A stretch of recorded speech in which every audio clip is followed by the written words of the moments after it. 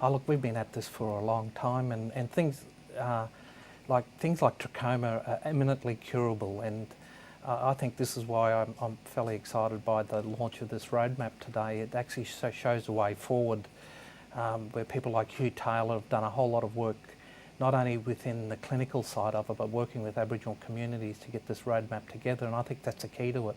We need everyone on side to make this work, and for a small investment, we're going to look at closing 11% of the health gap with almost immediate results, Celina, that, you know, give someone a pair of glasses they can see immediately, an operation they can see tomorrow. So this is what attracts me to this is just the immediacy of it rather than waiting for years for outcomes. And it is a small amount, $70 million, just 4% of the $1.6 billion that's been allocated to close the gap. And that's why we think this is so important. One, it's something that we should be really concerned about. I was at a meeting of eminent Australians yesterday raising money for the Queen's Jubilee Trust, and across the Commonwealth we're going to be looking at eradicating trachoma. Australia is the only developed country in the Commonwealth that still has these amounts of trachoma. It's something that we've got to fix up, and it's something that's a bit of a stain for us at the moment. It is sad, really, particularly when you consider that Fred Hollows raised the issue of Indigenous eye care back in the 70s and 80s.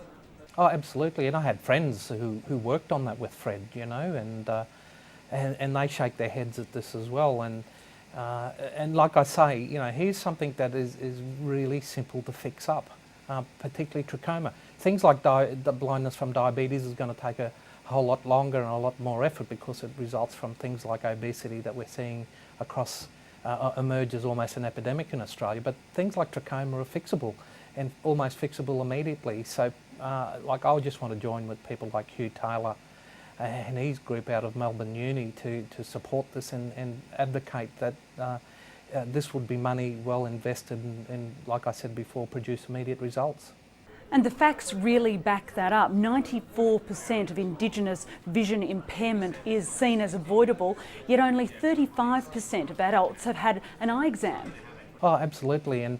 And Hugh said today, I was talking to him about, you know, our Aboriginal people are generally born with the best eyesight in the country, but by the time they reach adulthood, it's 6 times worse than the rest of the population. So, and like there are some fairly simple steps we can take to make sure our eye health is the same as everyone else's. But when you're talking about places where trachoma is prevalent, that it's hard to get services out there into remote Australia. You know, these are the sort of things that we've got to work out, and that's why I think Hugh's done a great job of getting everyone on side with this, not just the bureaucrats, not just the clinicians, but also working with service providers and people in these remote areas to get, like I said before, the job done.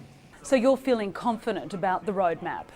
Oh look, I'm confident that we're in good hands with people who are working in this area.